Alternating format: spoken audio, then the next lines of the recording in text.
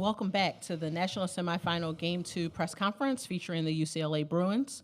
We'll hear an opening statement from Coach Close and then follow up with questions for our student athletes. Coach, we'll turn over the mic to you. Yeah, this is just never easy.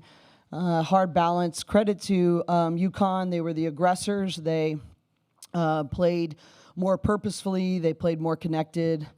They were tougher than us tonight. And, they handed it to us.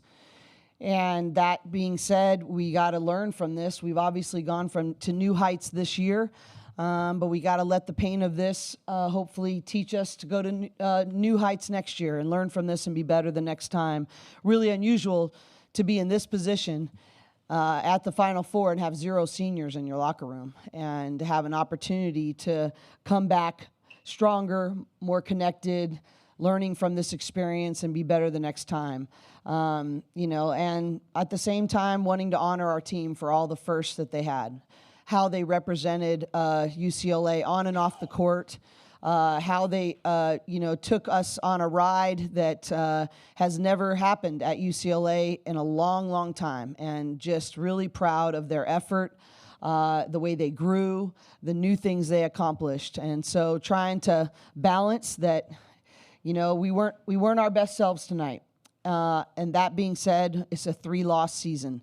And I'm really proud of not only what they've accomplished, but the way in which they've gone about their work. And, we'll be better next time we're here.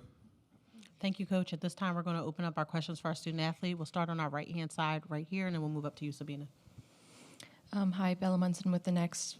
For either of you, there were you had 14 turnovers in the first half compared to 5 in the second half, and that's when UConn really grew their lead. Just what would you attribute those early turnovers to, and was it sort of difficult to come back confidence-wise once they had forced so many turnovers?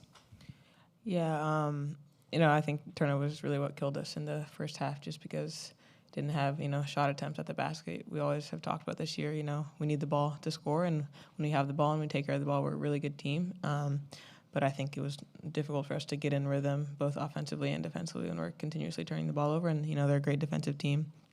But, we just had to be stronger and tougher in those moments and just smarter. We had a lot of uncharacteristic turnovers, I felt. And, we'll learn from it and we'll get better, but, yeah.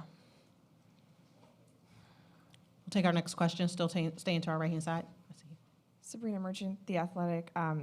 It's really rare for a team to come to the Final Four and win a title on their first try. And I'm wondering, now that you've been on this stage and gone through all of the stuff that accompanies the Final Four, is there anything that has surprised you or that you needed to get used to this week?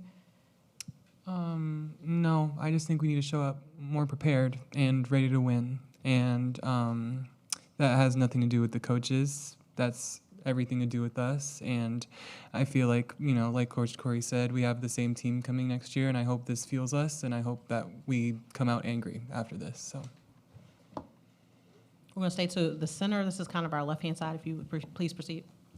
Kurt Sandoval with ABC7. Ladies, when you look at the slow start, it felt like, for lack of a better word, you guys were trying to push it. Did it feel that way, or how would you describe once you started slow, trying to get back into this? Yeah, I think it was just difficult for us to find a rhythm at times because of the turnovers and because we just kind of weren't in our typical flow. And I think, when you play against a really good team, which every team at this level is very good at this point in the year, you got to do the little things right.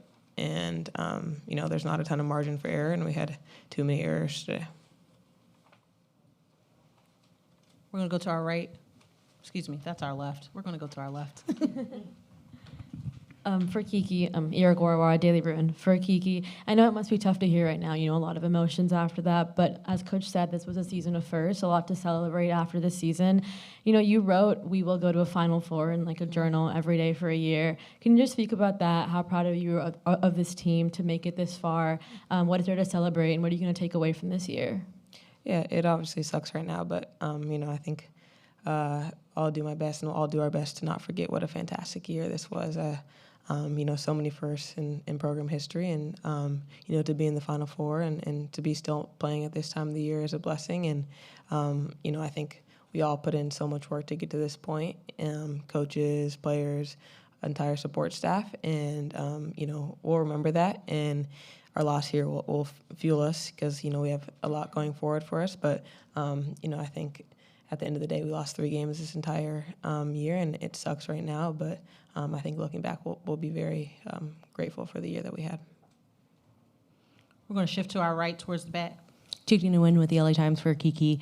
You guys had a timeout late in the second quarter. It was about 1:38 left, and coach called the timeout, but you kind of pulled all your teammates together before the coaches could come in. What was kind of your message there to your teammates? And for Lauren, speaking, if you could speak to kind of Kiki's leadership and how it kind of sets you guys up for next season to kind of come back after this. I can't remember exactly what I said at that timeout, but I think I was just trying to the entire game just preach to our team, like to settle down, calm down, and enjoy it, and play free because we have prepared well and we are prepared for the moment. But to play basketball, we know how to do this. We know how to take care of the ball. We know how to make the right reads, and I think we still struggle to do that throughout the game. But I think it's hard when we haven't been in this moment. But I still think that we're obviously a much better team than what we showed today. We've showed that in 30+ games throughout the entire year. But yeah, I'm just trying to calm us down, and I feel like that's kind of my role in terms of vocal leadership, just to bring calmness and try to say it straight and just be clear. Yeah, Kiki's grown so much as a leader, and I think this past season she's just really taken on that role, and that's something that she's really wanted to work on. I'm just really proud of her because I felt like today we just really needed that calming presence, after they went on runs over and over and over again. I think that Kiki just continued to communicate what we needed to do and just easy fixes, and I think that's what we really needed, not so much emotion, but just what do we need to do to move on and get this game going our way. So I just really appreciate how much she's grown, and I love playing with Kiki. I just feel like she helps me so much out there. So, Kareem, if you could raise your hand, we'll get the mic over to you. Hey, y'all. Kareem Copeland, Washington Post. One more for you, Kiki, on the uncharacteristic turnovers. Did you feel like they were doing something that kind of forced them, or do you think that was a little bit more self-inflicted? Yeah, I think a lot of it was self-inflicted because we have played against a ton of different defenses this year. So they were getting around the post well, they were pressuring, but we've played against those kind of teams throughout the entire year, and we figured out ways to take care of the ball. But I said to us at a certain point, I think it's both on the passer and the receiver. We needed to come to the ball. If you're receiving the pass, we needed to make strong, crisp passes if you were the one passing. And I felt like there wasn't always, connection between both the passer and the receiver all the time on the court because they were just able to get in front, get hands on balls, and they were winning those 50-50s. We'll go to our left. Question is directed toward Lauren. Yes, I got it right this time. Scott Morgan Ross, South Florida Tribune. Coach, thank you for yesterday. 2-part question. Number one, I've noticed what a good scorer you are and a rebounder. How much more can you build those areas, and what other areas do you have to improve? And the second part of that question is this. The women got to the Final Four for the first time. When you look at the men's success over the years and John Wooden over the years, is this something that you guys can build on now that you've crossed Final Four territory, and now look at the men's program as a way to go ahead and build a foundation for what you guys have done? And do you ever look at the men's program a little bit as a way to continue to build a UCLA basketball tradition?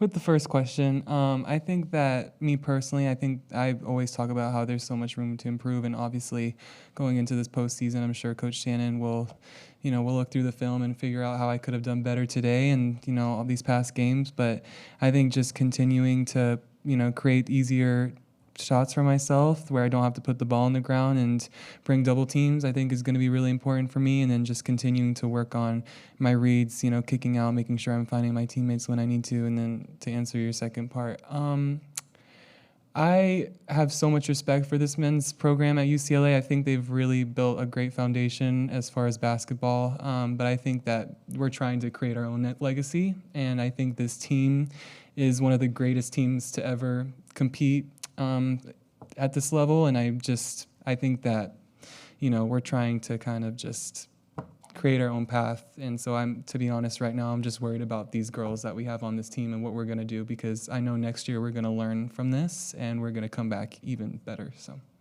We're going to take our next two questions in the second row, so we'll stay there. This is Okan with Sportkel Media. The last 2 years, Iowa helped take the Big Ten to a new height. The last time that Big Ten won was 1999. Obviously, this is your first year with the Big Ten between you and USC. Can you talk about the impact that you guys have had on the conference so far? And obviously, based on what Iowa have done the last 2 years, what you guys can do as a team going forward to capitalize on that? Is that a question for both? Yes, I apologize. Yes, it is. We'll start with Kiki. Yeah, I mean, I think it's been great to be in the Big Ten Conference this year. I think it's prepared us in a lot of ways for the stage and for the NCAA tournament.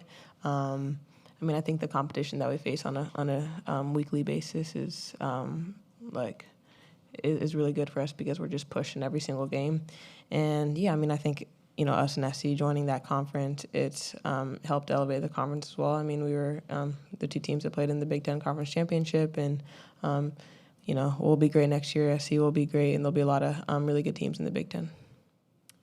Yeah, I don't have much to add to that. I mean, I just think, like Kiki said, I think the Big Ten did a really good job of just preparing us for games like this, and obviously there's just so much room for us to improve. But yeah, like Kiki said, I just think it was a really good, growing process for all of us. So.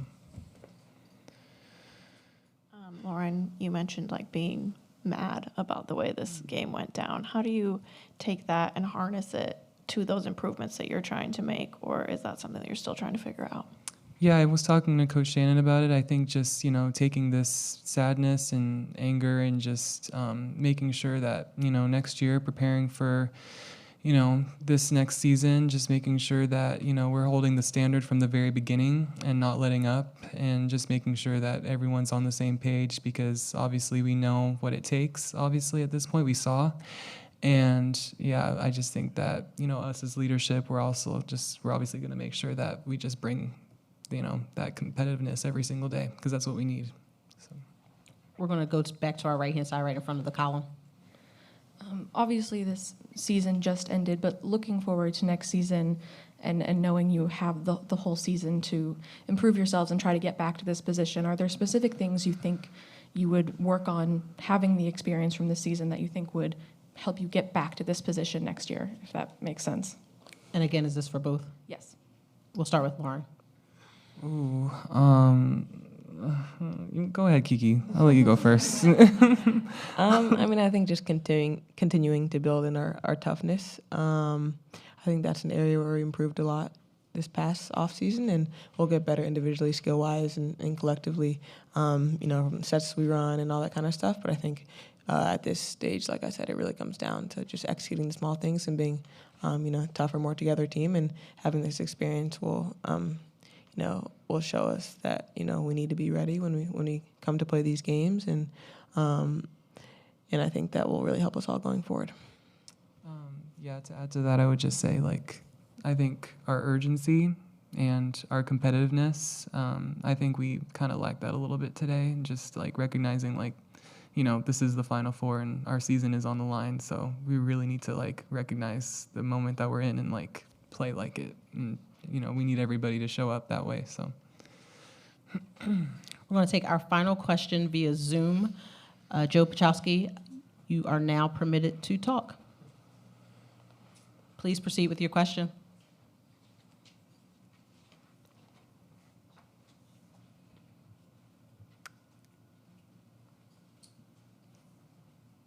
Joe, your line's unmuted. Please proceed. Sorry, Zoom issues. Joe Pachowski, the Mighty Bruin.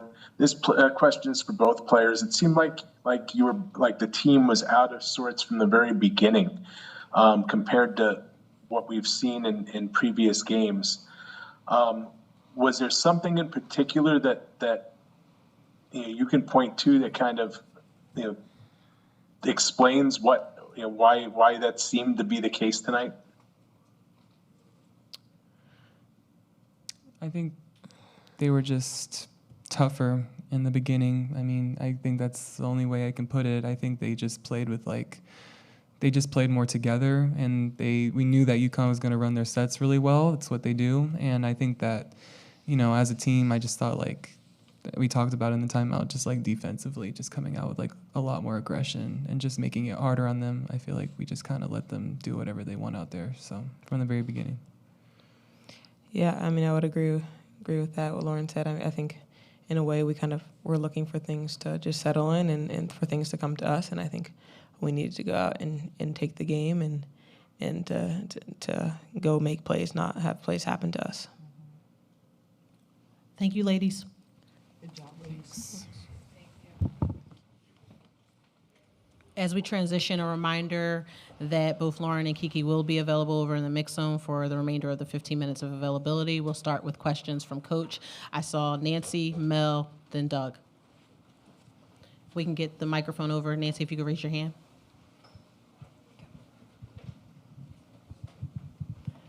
Corey Nancy Armour, USA Today Sports. You played South Carolina earlier this season. You know how good you guys have been all season. How good is this UConn team? Really good, and they've been playing really well the last 6 weeks of the year. You can tell there's a level of connectivity and purpose that they're playing with. They have so many players that are being stars in their roles, and obviously we talk about Paige and Azzy and Sarah. But the reality of how their whole team is contributing in different ways it's a credit to them. And obviously, some of that has to do with matchups. We match up a little bit better with some of the things that South Carolina does, and allows us to keep our bigs and our length, which is our strength, home in the paint, and where UConn really spread us out and those kinds of things. So I don't think it's not apples to apples, between those two teams, but credit to the way they played as a team with great toughness and purpose tonight, and exposed where we didn't. Mel, the microphone's right next to you. First, actually, you could adjust. You lost 3 games, but you only lost to one program because you made it up on the other way. Well, but to be a scout Sunday between the two of them, because you had great success, which propelled you to the top and the one. What all do you see Sunday between the two teams? Well, I think that it'll be, it's such contrasting styles, right? And, so I think that the reality of who can play to that better. Most teams, you really want to be able to either be able to shoot the three, which we did a better job, I thought, limiting that on how many threes they got off. They shot 16, which is, they made 7 of them, but that's less than, their normal 3-point attempt rate is higher than that.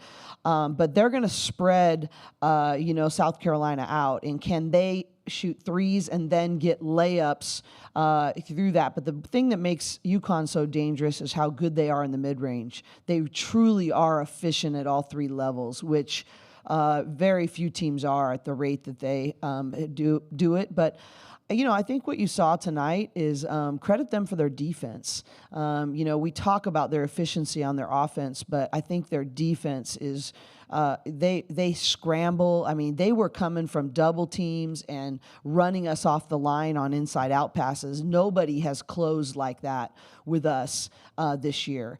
And, I think that's one of the things we're going to learn from.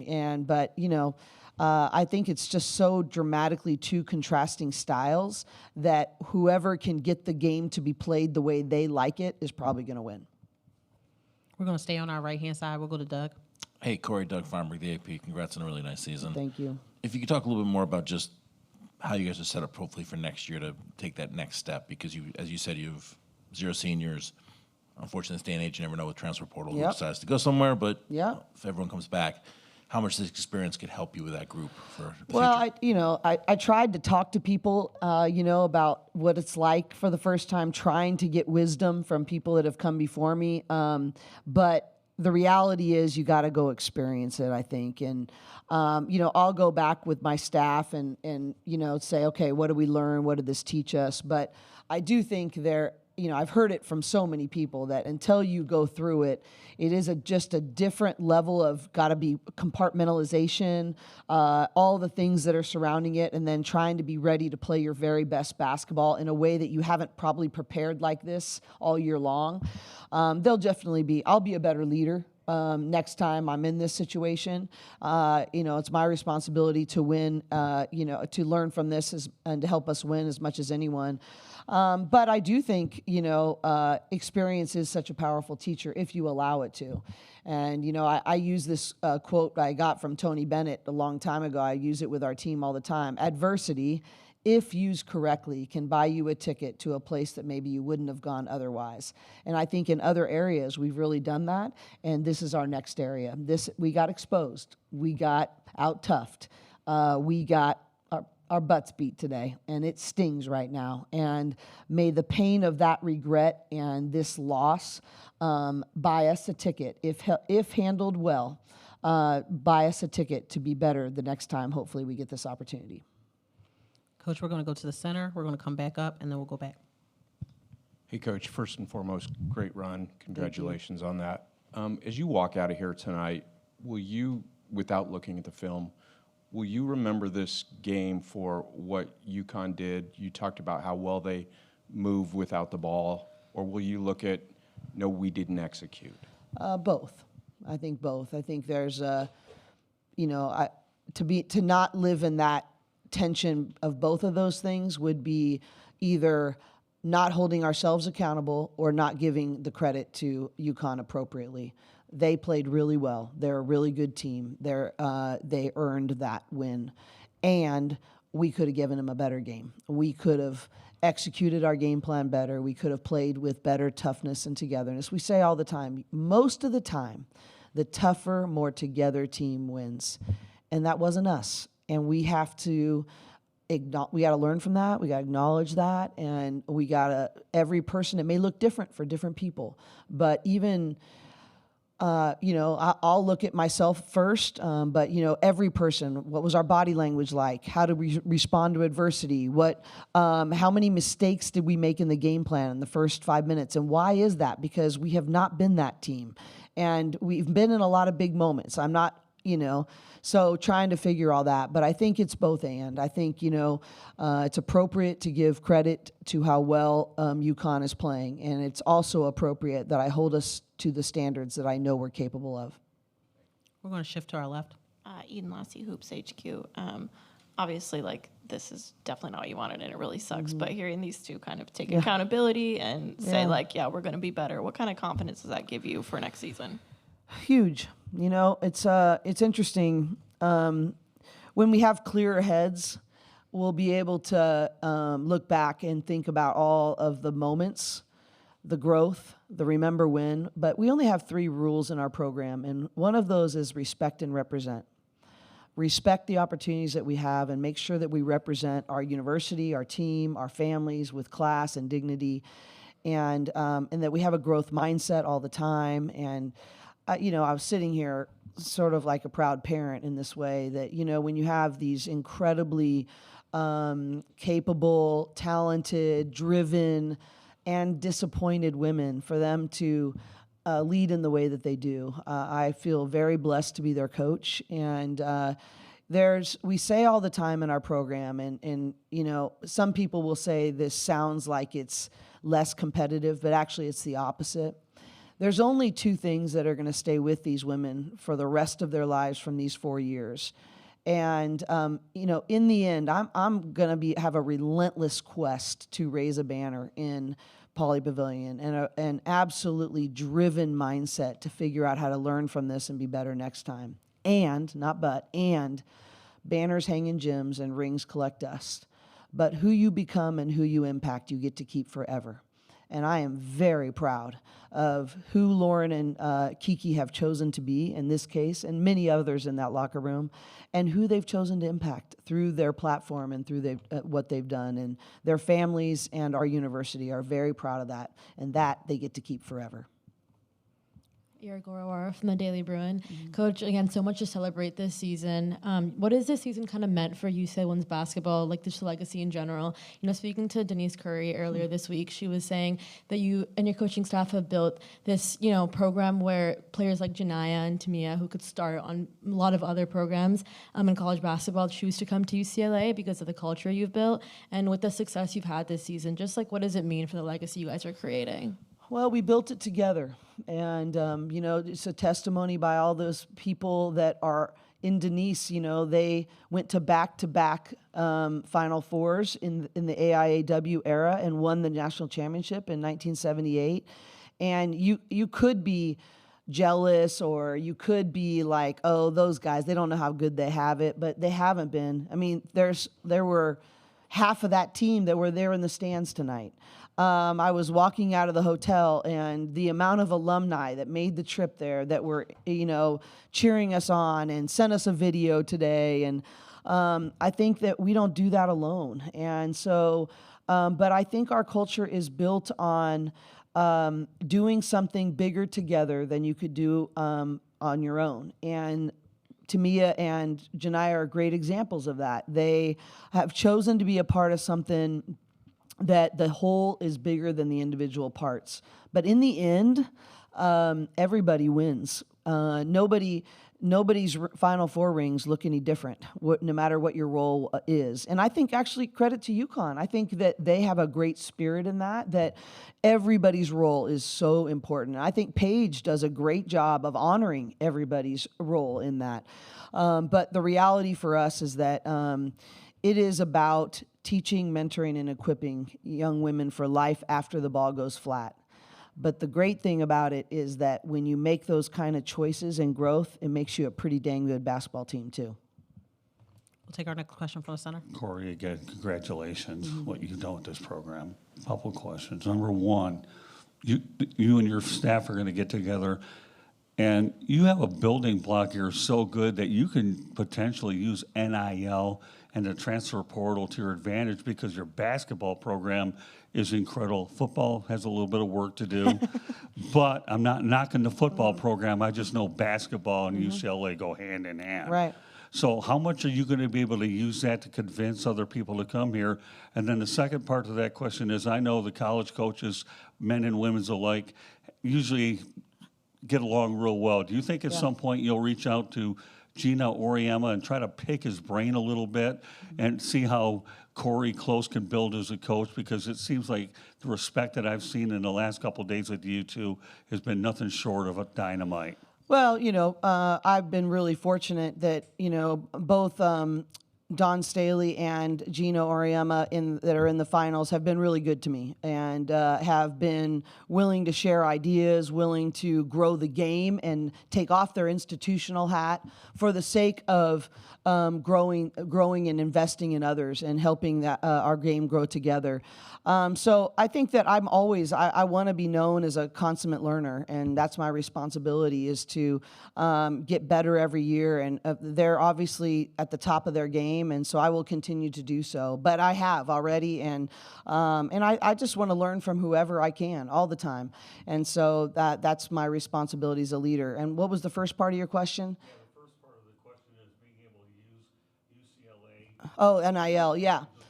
Well, we've been really able to leverage that, because not only do we have some great corporate sponsorship and team deals of true NIL that has been really helpful to us, but we're in the #1 media market in the United States. And so we've been really the beneficiary of that. There's a lot of challenges, and we're in a very transitional time with rev share coming and how that's all going to work, and clearinghouse and so on and so forth. I won't bore you with the details, but we are really committed to lead in that space and to try to stay mission-minded at the same time. And that's really the challenge, is that,